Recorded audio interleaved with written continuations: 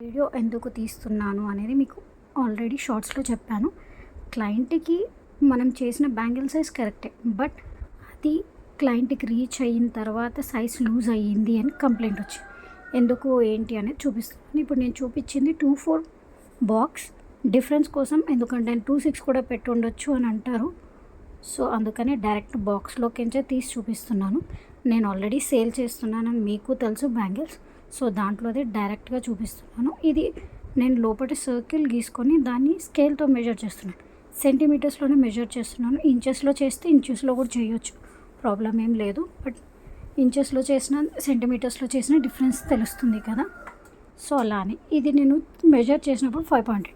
నేను వ్రాప్డ్ బ్యాంగిల్లో చూపిస్తున్నాను, వితౌట్ వ్రాప్కి కూడా చూపిస్తున్నాను. ఇది వచ్చేసి ప్లాస్టిక్ బ్యాంగిల్ 2/4 2 కట్ బ్యాంగిల్స్. నా దగ్గర ఉన్న వాటితోటే చూపిస్తున్నాను, మీకు కూడా డిఫరెన్స్ తెలియాలి అని. ఇది వచ్చేసి లోపల సర్కిల్ గీసినప్పుడు దీనికి ఒక డిఫరెన్స్ వస్తుంది. సేమ్ సైజే, బట్ ప్లాస్టిక్ బ్యాంగిల్లో డిఫరెన్స్ వస్తుంది. ఎందుకు అంటే వాళ్ళు మ్యానుఫ్యాక్చర్ చేసేటప్పుడే 6 సెంటీమీటర్స్ లాగా మ్యానుఫ్యాక్చర్ చేసి పంపిస్తున్నారు. ఎందుకంటే మన వేరే డిజైన్స్లో మనకి క్లాత్ ఫిట్ చేస్తారు కదా, ఆ క్లాత్ ఫిట్టింగ్కి కానీ మళ్ళీ వచ్చేసి కుందన్స్ పెట్టినప్పుడు టైట్ అయిపోయి కుందన్స్ ఊడిపోయే ఛాన్సెస్ ఉంటాయి అని. సో నేను వ్రాప్ చేసినా కానీ నాకు సేమ్ సెంటీమీటర్స్ వస్తుంది. మీరు మెజర్ చేసుకుంటే తెలుస్తుంది. వ్రాప్ చేసినా వ్రాప్ చేయకపోయినా సేమ్ సెంటీమీటర్స్ ఉంటుంది. ఎందుకంటే మనం వ్రాప్ చేసినంత మాత్రాన మహా అంటే 0.005 చేంజ్ వస్తుందేమో, కానీ అంత పర్ఫెక్ట్ సైజ్ అయితే ఉండదు చేంజ్. ఇప్పుడు నేను 6 సెంటీమీటర్స్ చేసింది కాస్త 5.8 అవ్వాలి అంటే అవ్వదు కదా. అదండి వీడియో. ఇది ఈ 2/4కి నేను వ్రాప్డ్ బ్యాంగిల్లో చూపించాను. ఇలాంటి డిఫరెన్స్ నేను 2/6 బ్యాంగిల్లో కూడా చూపిస్తున్నాను. ఇది వచ్చేసి 2/6 బాక్స్. ఇది కూడా మనకి 0.2 సెంటీమీటర్స్ డిఫరెన్స్ వస్తుంది. ఇది వచ్చేసి నేను మెజర్ చేసినప్పుడు ఈ గ్లాస్ బ్యాంగిల్కి 6.1 సెంటీమీటర్స్ వచ్చింది.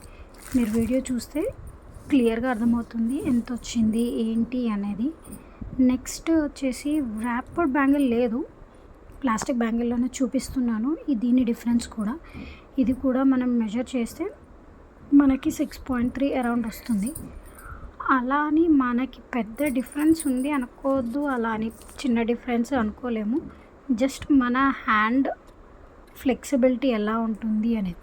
ఇంకోటి వచ్చేసి ఒక్కొక్కరికి ఒక్కొక్క బ్యాంగిల్ వేసుకునేటప్పుడు డిఫరెన్స్ వస్తుంది. ఎందుకు అంటే మనకి ఉన్న బోన్, హ్యాండ్ దగ్గర ఉన్న బోన్ డిఫరెన్స్ ఉంటుంది కదా. అలా అని 2/6 బ్యాంగిల్ పడుతుంది, బట్ బోన్ వల్ల మనకి డిఫరెన్స్ వస్తుంది కదా.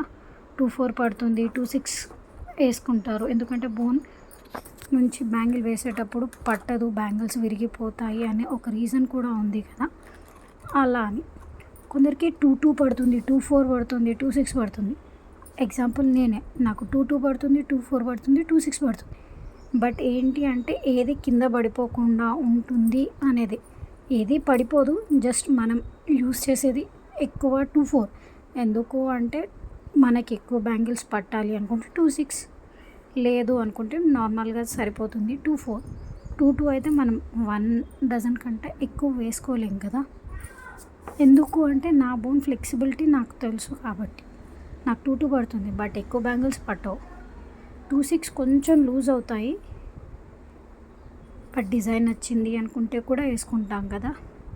నాకు బ్యాంగిల్స్ ఏ సైజ్ 2/6 వేసుకున్నా పడిపోదు, బట్ పర్ఫెక్ట్ సైజ్ వచ్చేసి 2/4.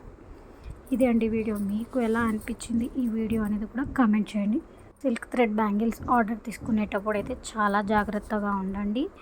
ఎందుకు అంటే ఒక్కొక్కరి ఫ్లెక్సిబిలిటీ, ఒక్కొక్కరి బ్యాంగిల్ డిఫరెన్స్ వల్ల మనకి కూడా లాస్ అయ్యే ఛాన్సెస్ ఉంటాయి. కొందరు అడ్జస్ట్ అవుతారు, కొందరు అడ్జస్ట్ కాకుండా ఎక్స్చేంజ్ అంటారు.